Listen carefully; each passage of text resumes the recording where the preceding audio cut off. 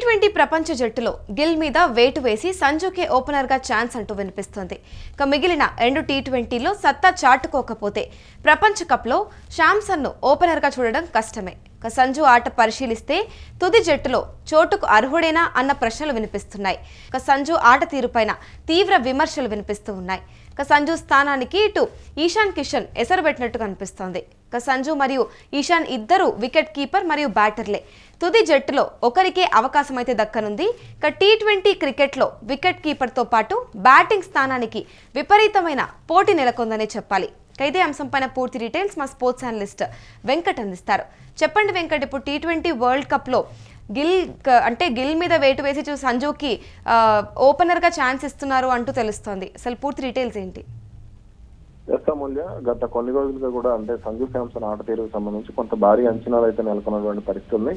ముఖ్యంగా అతను శుభ్మన్ గిల్ ఎప్పుడైతే జట్టులోకి వచ్చాడో ఆ తర్వాత నుంచి కూడా సంజు శాంసన్ వాటర్ బాయ్ చేయడం, అంతకుముందు సంజు శాంసన్ కొంత జట్టులో ఓపెనర్ గా వచ్చి 2-3 సెంచరీ చేయడం ఇవన్నీ కూడా మనం చూస్తూ వచ్చాం. ఇక అయితే ఇప్పుడు శుభ్మన్ గిల్ ఎప్పుడైతే వచ్చాడో ఆ తర్వాత నుంచి కూడా కొంత ఇతనికి గడ్డుకాలం నడిచిందనే చెప్పుకోవచ్చు. అయితే ఇప్పుడు కొంత పరిస్థితులు మారి మళ్ళీ శుభ్మన్ గిల్ పక్కన పెడతాం, సంజు శాంసన్ కు పూర్తి స్థాయిలో ఓపెనర్ గా అవకాశం ఇవ్వటం ఇవన్నీ కూడా చూస్తూ వచ్చాం. అయితే సంజు శాంసన్ మాత్రం గత 3 మ్యాచ్ల్లో కూడా వరుసగా విఫలమవుతూ వస్తున్నాడు అనేది అయితే స్పష్టంగా చెప్పొచ్చు.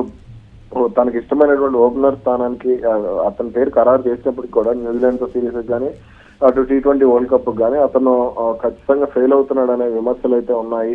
ఇక అయితే శుభ్మన్ గిల్ ను పక్కన పెట్టి తీసుకొచ్చినప్పుడు అంతకు మించి రాణించాలి తప్ప దాదాపుగా అదే ప్రదర్శన ఉన్నప్పుడు అతను జట్టులో అవసరం లేదనేది అయితే స్పష్టంగా వినపడుతున్నటువంటి కామెంట్. ఈ నేపథ్యంలోనే ఇషాన్ కిషన్ కు అవకాశం కల్పించాలి అనే ఇది కూడా కొంత వినపడుతోంది. ఎందుకంటే ఇషాన్ కిషన్ గత 2-3 ఏళ్ల నుంచి కూడా దేశవాళీ క్రికెట్ లో రాణిస్తూ వస్తున్నాడు. అంతర్జాతీయ క్రికెట్ లో కూడా అవకాశాల కోసం ఎదురు చూస్తున్నాడు.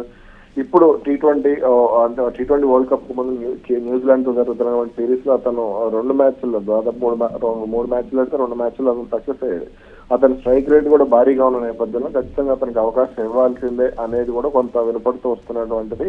కాబట్టి ఓపెనర్ గా అతను ప్రమోట్ చేయాలి. ఓపెనర్ గా వీళ్ళిద్దరు ఇషాన్ కిషన్ గానీ అభిషేక్ శర్మ గానీ ఆడితే మాత్రం ఆ రిజల్ట్ వేరే లెవెల్లో ఉంటుంది అనేది అయితే స్పష్టంగా అర్థమవుతుంది వాళ్ళిద్దరు ఆట తీరు చూస్తే. కాబట్టి ఎట్లా తిలక్ వర్మకు సంబంధించి దాదాపు క్లారిటీ వచ్చేసింది. కాబట్టి 3వ స్థానంలో తిలక్ వర్మ, 4వ స్థానంలో సూర్యకుమార్ యాదవ్, 5వ స్థానానికి సంబంధించి ఆల్రౌండర్ ఎవరన్నా ఆడించి ఇక ఇక్కడ దీనికి సంబంధించి అయితే కొంత ఇప్పుడు అభిషేక్ శర్మ, ఇషాన్ కిషన్ ఓపెనింగ్ పంపాలి అనేది అయితే ఉంది. ఏదైతే సన్ రైజర్స్ ఐపీఎల్ లో సన్ రైజర్స్ ఫార్ములా ఏదైతే ఉందో అభిషేక్ శర్మ, ట్రావిస్ హెడ్ ఆ ఫార్ములాని ఇక్కడ అమలు చేస్తే బాగుంటుంది అనే కామెంట్ అయితే వినపడుతుంది. అంటే ఇప్పుడు ఓపెనర్ గా సంజు శాంసన్ కన్నా కూడా ఇటు మిడిల్ ఆర్డర్ లో అతడు ఆడితే కనుక అతడి ఆట సరిపోతుంది అన్న విశ్లేషణ పైన టీమ్ మేనేజ్మెంట్ అభిప్రాయం ఏంటంటారు? సంజు శాంసన్ కి సంబంధించి సంజు శాంసన్ మిడిల్ ఆర్డర్ లో ఫెయిల్ అవుతాడు ఖచ్చితంగా. ఎందుకంటే అతను ఒత్తిడిలో కొంత కొత్త బంతిని అంత సమర్థంగా ఆడగలిగేటువంటి ప్లేయర్. కాకపోతే అతను కొంత ఫెయిల్ అవుతున్నాడు కదా, సహజంగా ఇదంతా జరిగేది అప్పుడు. ఎందుకంటే గతంలో అతను ఆడాడు 1-2 మ్యాచ్లు ఆడకపోయినంత మాత్రం సంజు శాంసన్ తక్కువ అంచనా వేయలేదు. ఎందుకంటే అతనిలో ఒక నిలకడ, పట్టుదల ఇవన్నీ ఉన్నాయి కాబట్టి కొంత సంజు శాంసన్ సరైన అవకాశాలు ఇచ్చి కొంత ప్రోత్సహిస్తే. ఇప్పుడు శుభ్మన్ గిల్ ఎన్ని మ్యాచ్లు ఆస్ట్రేలియాలో ఫెయిల్ అయ్యాడు, సౌత్ ఆఫ్రికాతో ఫెయిల్ అయ్యాడు, అయినా సరే అవకాశాలు ఇచ్చారు కదా. కాబట్టి ఇప్పుడు ఆసియా కప్ లో కూడా ఫెయిల్ అయ్యాడు, అయినా అవకాశాలు ఇచ్చారు కదా. కాబట్టి ఇక్కడ అతనికి సరైన అవకాశాలు ఇస్తే కనుక మళ్ళీ అతను రాణించే అవకాశం ఉంటుంది. నాకు తెలిసే నా అంచనాల ప్రకారం వైజాగ్ లో కనుక అతనికి ఛాన్స్ వస్తే రాణించే ఛాన్సే కనపడుతుంది. అంటే ఇప్పుడు చూసుకుంటే సంజు మరియు ఇషాన్ ఇద్దరు కూడా వికెట్ కీపర్ మరియు బ్యాటర్లే. అంటే ఇద్దరులో ఎవరికి బ్యాటింగ్ పైన ఎక్కువ ఆధిక్యం ఉందంటారు? ఇద్దరు సమవుజ్జీలుగానే చెప్పుకోవచ్చు. అయితే వికెట్ కీపింగ్ కి సంబంధించి ఇషాన్ కిషన్ కంటే కూడా సంజు శాంసన్ బెటర్ ప్లేయర్.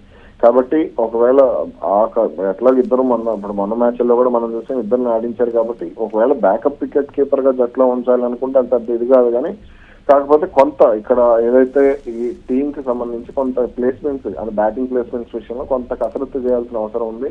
అయితే వీళ్ళు ముగ్గురు కూడా ఇషాన్ కిషన్, సంజు శాంసన్, అభిషేక్ శర్మ వీళ్ళు ముగ్గురు కూడా టాప్ ఆర్డర్ లో తిలక్ వర్మ వీళ్ళు ముగ్గురు కూడా మొదటి 4 స్థానాల్లో ఆడితే మాత్రం టీ20 వరల్డ్ కప్ లో భారత్ ఖచ్చితంగా మంచి విజయాలు దక్కే అవకాశం ఉంటుంది. Right, thank you Venkat. చూసుకుంటే టీ20 ప్రపంచ కప్ జట్టులో గిల్ మీద వేటు వేసి సంజుకే ఓపెనర్ గా ఛాన్స్ అంటూ తెలుస్తోంది. మిగిలిన రెండు టీ20లో సత్తా చాటుకోకపోతే ప్రపంచ కప్ లో శాంసన్ ను ఓపెనర్ గా చూడడం కష్టమే. సంజు ఆట పరిశీలిస్తే తుది జట్టులో చోటుకు అర్హుడే అన్న ప్రశ్నలు వస్తున్నాయి.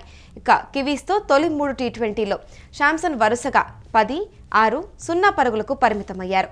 సంజు ఆట తీరుపైన ఇటు తీవ్ర విమర్శలు వినిపిస్తూ ఉన్నాయి. సంజు స్థానానికి ఎసరు పెట్టనున్నారు ఇషాన్ కిషన్ అంటూ తెలుస్తోంది. ఇక సంజు మరియు ఇషాన్ ఇద్దరూ కూడా వికెట్ కీపర్ బ్యాటర్లే. ఇక తుది జట్టులో ఒకరికే అవకాశం అయితే దక్కనుంది. ఇక T20 క్రికెట్లో చూసుకుంటే వికెట్ కీపర్తో పాటుగా బ్యాటింగ్ స్థానానికి విపరీతమైన పోటీ నెలకొంది.